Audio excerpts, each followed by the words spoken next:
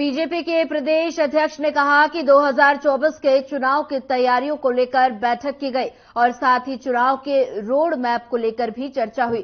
केंद्र सरकार और प्रदेश सरकार ने जो काम किए हैं सभी को उनकी जानकारी दी जाए और साथ ही हरियाणा की सभी 10 की 10 सीटों को जीतने को लेकर चर्चा भी हुई।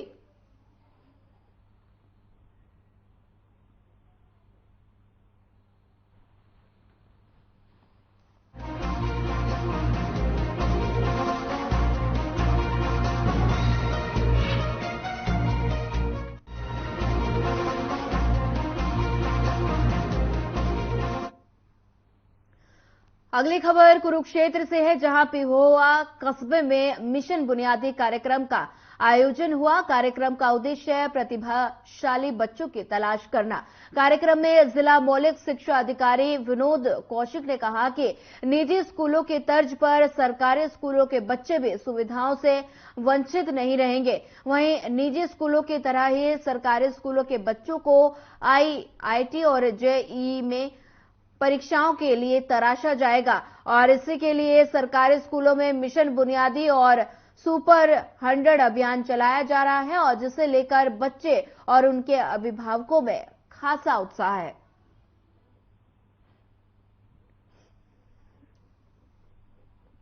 उद्देश्य ऐसे बच्चों को छांटना है जो जिनमें प्रतिभा है और उनको मिशन बुनियाद के अंतर्गत एक सुपर 100 2 प्रोग्राम है इसमें, उसमें अच्छे बच्चों को लेना है ताकि वो बच्चे भी प्राइवेट विद्यालयों की तरह प्रतिभा में आए सामने और एआईटी जेई मेन है, इसमें जो अच्छे अच्छे प्रोग्राम हैं इनमें भाग्य आजमाएं। अगर वो सिलेक्ट हो जाते हैं तो उनके जो करियर है वो बन जाएगा। तो सर इस जो मिशन बुनियाद है सर, तो इसके अंदर सिलेक्शन सर किन बच्चों की होती है और किस तरह से इसमें एक परीक्षा होगी।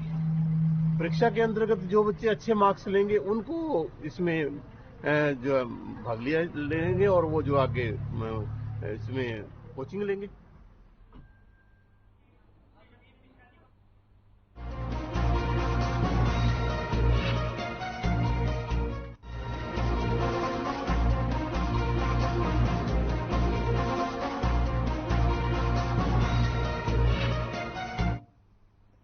यमुनानगर में एक तेज रफ्तार कार यमुना नहर में जा गिरी। बता दें कि जिसमें 4 युवक सवार थे।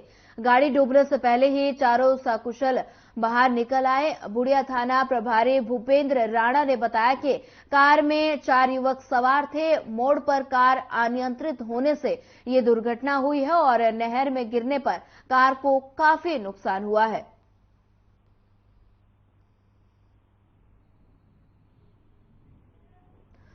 बता दें कि आप तस्वीरों में देख सकते हैं यमुनानगर में तेज रफ्तार का कहर एक बार फिर देखने को मिला है। अनियंत्रित होकर कार यमुना नहर में जा गिरी और बता दें कि जिसमें 4 युवक सवार थे। वहीं गाड़ी डूबने से पहले ही चारों युवकों को सकुशल बाहर निकाल लिया गया। बुढ़िया थाना प्रभारी भूपेंद्र राणा ने बताया कि कार में 4 युवक सवार थे। मोड़ पर कार अनियंत्रित होकर नहर में जा गिरी और नहर में गिरने पर कार को काफी नुकसान हुआ।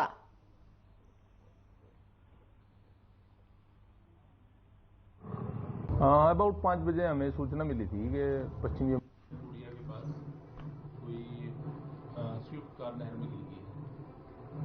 तो हम मौके पे गए थे। नहर में स्विफ्ट कार पड़ी हुई थी। इसमें 4 बच्चे थे। खतरी का था एक, बाकी यार दोस्त थे उनके। वो खुद ही तैर के बाहर आ गए थे शीशे तोड़ के और किसी जान माल का नुकसान नहीं है। तो गाड़ी बाहर निकाल दी गई? हाँ, अभी वो हाइड्रा की मदद से गाड़ी भी बाहर निकलवा दी है। सर ऐसा क्या कारण हो जो नहर में चली गई गाड़ी? वहाँ मोड़ है, मोड़ पे उनसे कंट्रोल नहीं हुई, आउट ऑफ कंट्रोल हो गए तो नहर में चली गई गाड़ी। नहीं, इसमें कुछ एडवाइस है, कुछ कहेंगे कि जो लोग तेज गति से आते हैं इस तरह का भी शासन ना हो? नहीं, थोड़ा बच्चे जब भी चलाएं संभल के चलाएं। धुंध है, धुंध के लिए भी थोड़ा देख के चलाएं। सर जैसे कर रहे तो रिस्की कुछ वहाँ पे इंडिकेशन नहीं होना चाहिए वहाँ? वैसे तो रोज रूटीन में वहाँ लाइटें वगैरह वो लगी हुई है नीचे, लेकिन दिन का मामला था ये तो।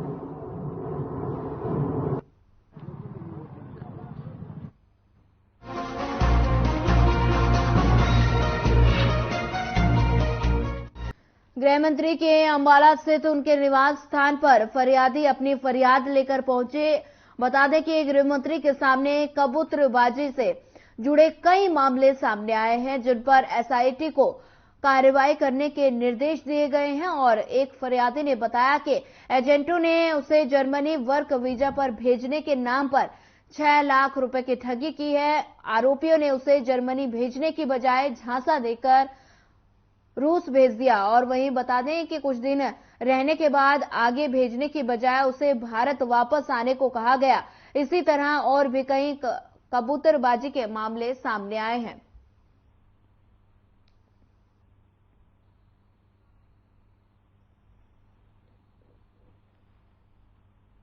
हमको तो नहीं लगता ऐसा। हमको तो लगता है हिंदुस्तान को जितना मजबूत मोदी और योगी कर रहे हैं उतना शायद आज तक किसी ने किया ना हो। इसलिए मुझे तो नहीं ठीक लगती उनकी बात। साहब रोज आपके पास जो है पूरे हरियाणा भर से इसके ऊपर आईडी भी आनी चाहिए। साहब रोज आपके पास जो है हरियाणा भर से शिकायतें आती हैं, लोगों की सुनवाई उनके जिलों में नहीं होती। गुड गवर्नेंस की बात करती है बीजेपी, क्या हो रहा है? तो देखिए, जब इतनी बड़ी हम सरकार चला रहे हैं तो लोगों के ग्रीवेंसेस हुआ ही करते हैं, समाधान भी होता है, लेकिन पूरी तरह से आदमी संतुष्ट नहीं होता। हरियाणा की राजनीति के जाने माने चेहरे पूर्व मंत्री निर्मल सिंह और उनकी बेटी चित्रा सरवारा ने कल दिल्ली में जाकर भूपेंद्र सिंह हुड्डा की अगुवाई में एक बार फिर कांग्रेस का दामन थामा है, जिस पर हरियाणा के गृह मंत्री अनिल विज ने तंज कसते हुए कहा कि वो किसी भी पार्टी में जाएं, उससे कोई फर्क नहीं पड़ता।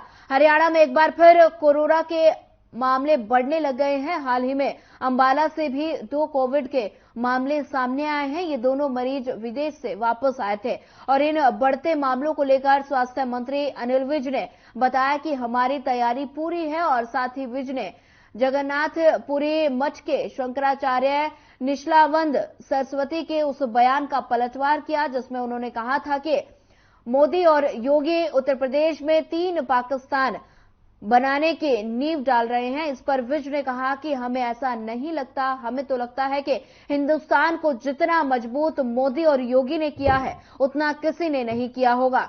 22 जनवरी को अयोध्या राम मंदिर में प्राण प्रतिष्ठा समारोह होने जा रहा है, जिसे लेकर देश भर के लोगों में काफी उत्साह है।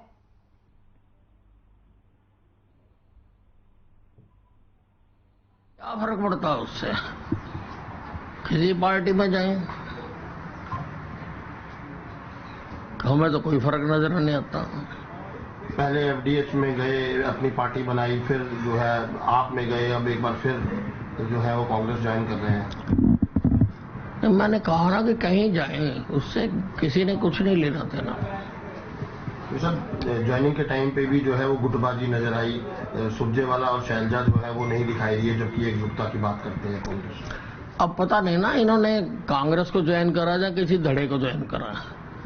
कांग्रेस तो धड़ों में बटी हुई है, अब किस धड़े ने इनको ज्वाइन करवाया वो नहीं पता अभी।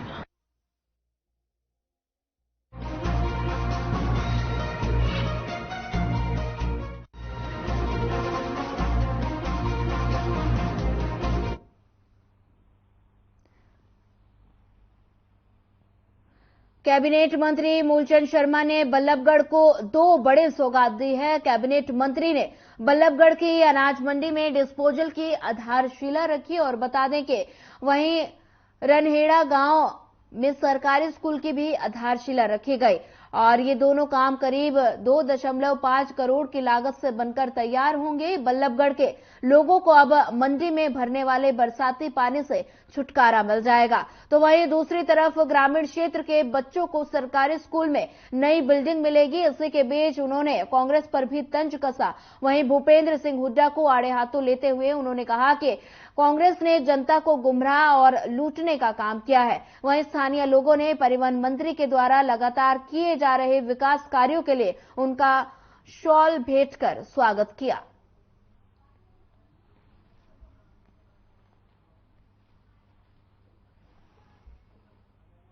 नहीं, बल्लड़ के लोगों को जो आज हमने पानी भरता था, सब्जी मंडी, अनाज मंडी दोनों फ्लाईओवर को पानी आता था, कई पानी नहीं निकल पाता था, 24 घंटे लगते।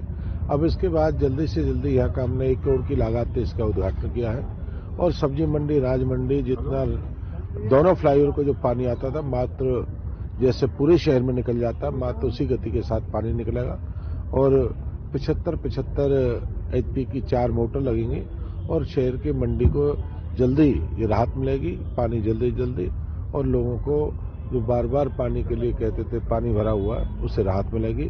और दूसरा हमने कॉलेज रनेरा खेड़ा में स्कूल का उद्घाटन किया है 1.25 करोड़ के आसपास की लागत से कि रनेरा खेड़ा में हमने कई काम किए हैं, समुदाय भवन भी है, सीवर भी है, गली भी है, पानी भी है और आज हमने स्कूल के लिए 1.25 करोड़ की लागत से उनका उद्घाटन किया।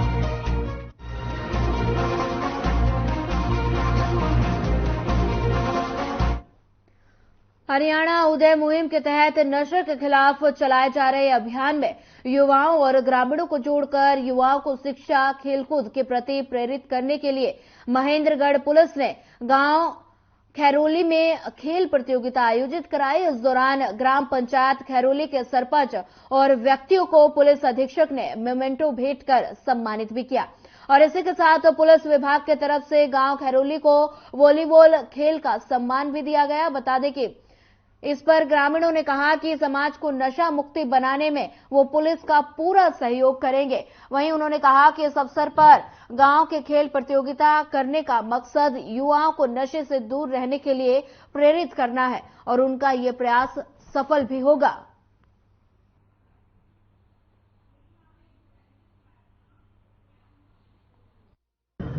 ये एक हमारी छोटी सी पहल है डीजीपी साहब की तरफ से और हमने जैसे रस्साकशी और वॉलीबॉल और क्रिकेट और बास्केटबॉल हम चाहते हैं कि गांव में ज़्यादा से ज़्यादा लोग इसमें भाग लें और नशे के प्रति जैसे कि नशे और आजकल लड़ाई झगड़ों में नशे में हम चाहते हैं कि इन चीज़ों में ना पड़ के अपने स्पोर्ट्स में और अपने पढ़ाई पे ध्यान दें। सर ये कार्यक्रम कब तक चलता रहेगा?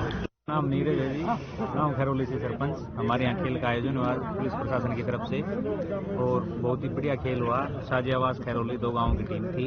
कौन से गेम? वॉलीबॉल और रस्साकशी के 2 खेल हुए हैं जी। बच्चों को नशा से दूर ले जाने के लिए प्रशासन की बहुत अच्छी पहल है और बहुत ही अच्छा गेम हुआ है। आगे भी होते रहेंगे। प्रशासन अगर इसमें ऐसे साथ देगा और सहयोग रहेगा तो गेम होते रहेंगे। काफी युवा थे इसमें। ये जो गेम हुए इनमें विजयी कौन रहा?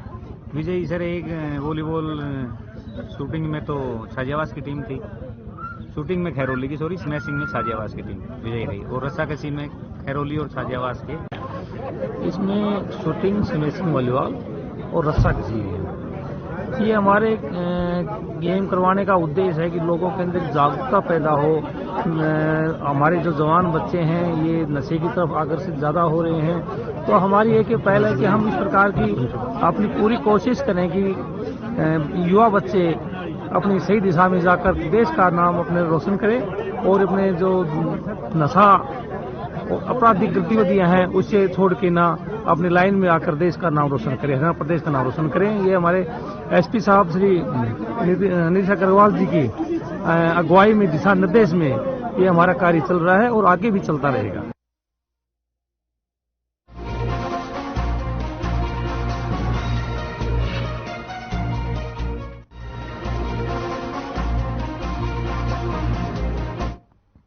भिवानी के सिवानी हलका के गांव डाणी मिट्टी के खेतों में नहर के किनारे एक व्यक्ति का शव मिलने से पूरे इलाके में हड़कंप मच गया। ग्रामीणों ने इसकी सूचना पुलिस को दी। वहीं पुलिस ने मौके पर पहुंचकर शव को कब्जे में लेकर भिवानी के नागरिक अस्पताल में ले जाया गया।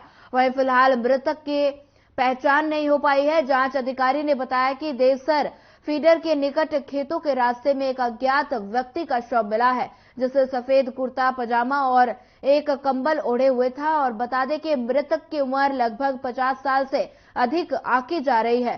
फिलहाल शव की पहचान के लिए चौधरी बंसीलाल नागरिक अस्पताल में रखवा दिया गया है।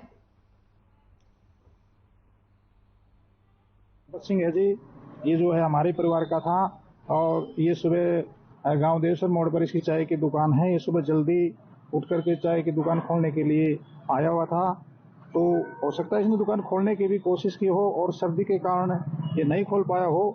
तो हमें सूचना मिली थी, तो ये मृत अवस्था में था। सुबह सुबह जब हम गए, बहुत ही गरीब परिवार से, छोटे छोटे इसके बच्चे हैं, मेहनत मजदूरी ये आपको पता है करते थे, छोटी सी इनकी दुकान थी।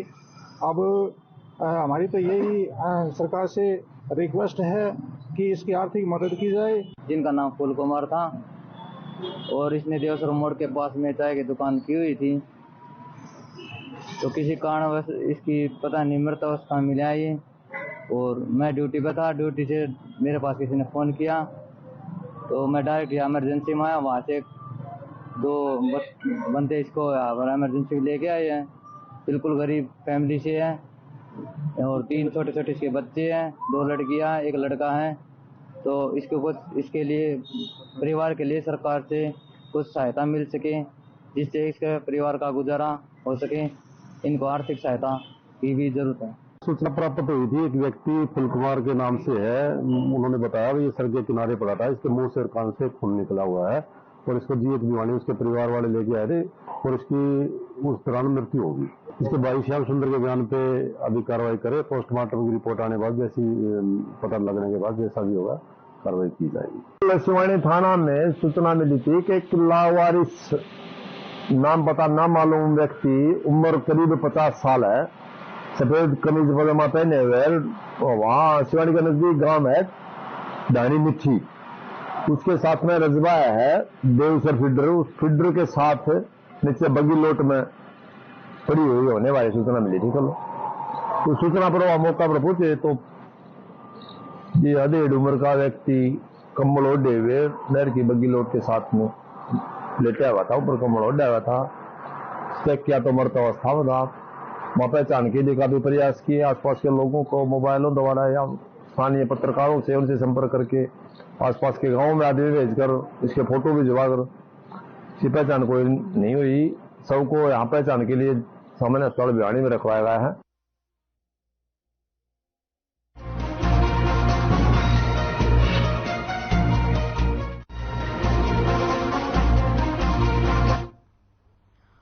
अगली खबर पलवल से है, जहां राष्ट्रीय राजमार्ग प्राधिकरण की तरफ से सड़क सुरक्षा जीवन रक्षा मुहिम के तहत गदपुरी टोल प्लाजा पर वाहनों पर रिफ्लेक्टर टेप लगाए गए और साथ ही वाहन चालकों को यातायात नियमों के प्रति जागरूक भी किया गया।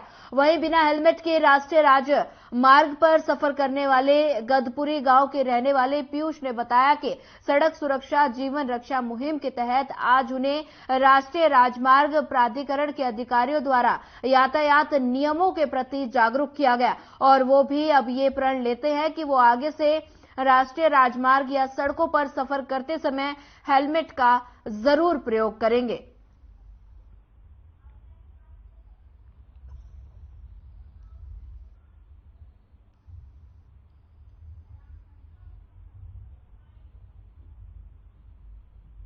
सेफ्टी का एक प्रोग्राम ड्राइव चलाते हैं जिससे लोगों को जागरूक कर सके।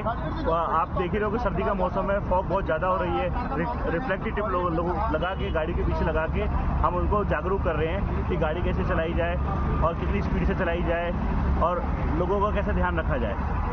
सड़क सुरक्षा सप्ताह वो भी मनाने जा रहे हैं सरकार, तो उसको लेकर आपकी कैसी तैयारी है? सड़क सुरक्षा अभियान अभी नेक्स्ट वीक से स्टार्ट हो जाएगा, जनवरी से नेक्स्ट वीक से स्टार्ट हो जाएगा। उसको भी हम बड़ी उससे चलाएंगे ड्राइव। हमेशा हर साल हम लोग ड्राइव चलाते हैं। कोहरे का बड़ा जबरदस्त असर है, विजिबिलिटी ना के बराबर है, लोग परेशान है, तो किस तरह से आपकी ओर से जागरूक किया जा रहा है? रात के टाइम में ड्राइवरों को रोक कर चाय वाय पिलवाते हैं और एक बबल गम टॉफी बांटते हैं जिससे उनका मुंह चलता रहे। और सभी पुलिस बल के भी मौजूदगी में या ट्रैफिक वगैरह भी हमारे सभी साथ में है।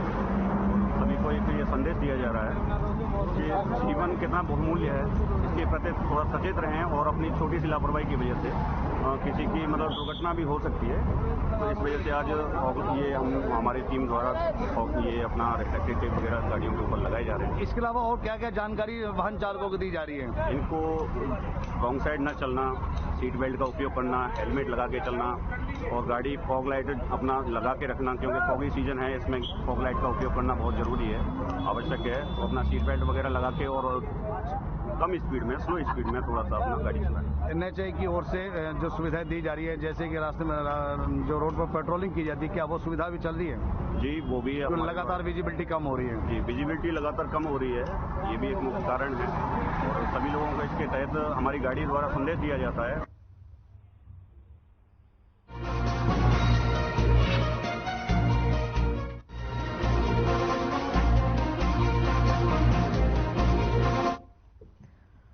भिवानी में बढ़ती ठंड इंसानों के साथ साथ पशुओं के लिए भी काफी परेशानी बनी हुई है। ऐसे में पशुओं को शीतलहर से बचाने के लिए पशुपालन विभाग ने एडवाइजरी जारी की है। पशुपालन विभाग ने सभी पशु चिकित्सकों को सतर्क रहने के निर्देश दिए हैं ताकि पशुओं को ठंड से बचाया जा सके। इस संबंध में सभी जिलों के पत्र भेजे जा चुके हैं और बता दें कि यही नहीं, सभी पशु चिकित्सक भी पशुओं को ठंड से बचाने के लिए लोगों को जागरूक कर रहे हैं और इलाज के लिए तत्पर है। इस बारे में पशु चिकित्सक डॉक्टर विनय सनसवाल ने बताया कि ठंड की वजह से पशुओं का तापमान नीचे चला जा रहा है और सांस लेने में समस्या हो जाती है, खांसी भी शुरू हो जाती है, निमोनिया जैसी समस्या भी उत्पन्न हो जाती है। ये समस्या छोटे पशुओं में ज्यादा घातक होती है। ऐसे में पशुओं को खुले में नहीं रखना चाहिए, पशुओं को बांधने का स्थान गर्म रहना चाहिए।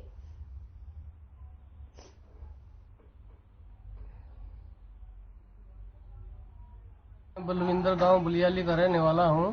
सर्दी कड़ाके की ठंड पड़ रही है, इससे बचाव के लिए पशुओं को पल्ली, बोरी या गर्म कंबल से ढक के रखना चाहिए।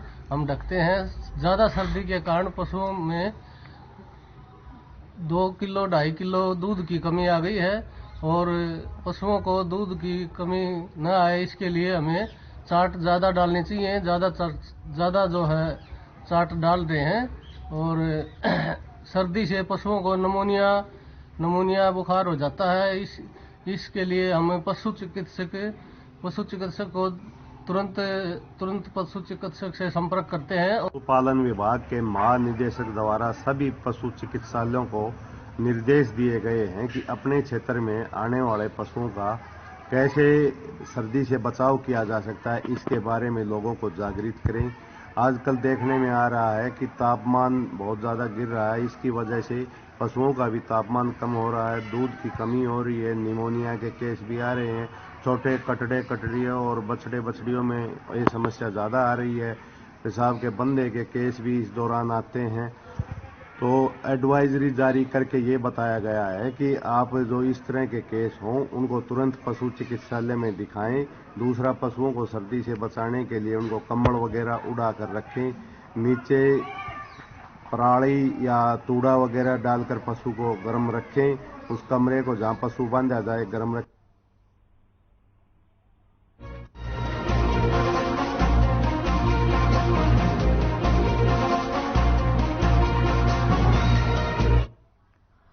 बहादुरगढ़ के खिलाड़ी किरण ने नेशनल बीच ग्रेपलिंग रेसलिंग चैंपियनशिप में स्वर्ण पदक हासिल किया। विजेता खिलाड़ी का बहादुरगढ़ पहुंचने पर जोरदार स्वागत किया गया।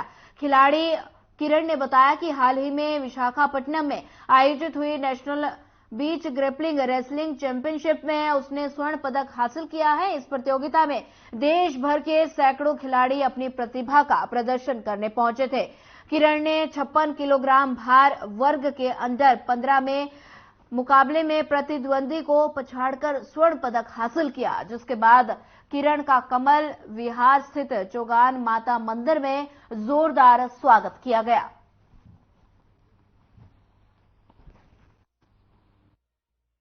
विशाखापट्टनम में हुई थी और ग्रेपलिंग बीच रेसलिंग थी वहां पे, और वहां पे गोल्ड मेडल आया था 56 kg में। इससे पहले भी कोई प्रतियोगिता जीती है? हाँ। कौन सी? स्टेट में थे, उसमें भी गोल्ड आया था। और इस जीत का श्रेय किसे देना चाहेंगे? क्या जीत का श्रेय किसे देना चाहेंगे? मैडम को अपने माता पिता को। क्लास में आप कहाँ पढ़ाई कर रहे हो? 9th क्लास में हूँ और गवर्नमेंट स्कूल में। अभी आगे क्या तैयारियां हैं? कौन सा गेम खेलना है? किस तरीके से? रेसलिंग खेलना है, रेसलर बनना है।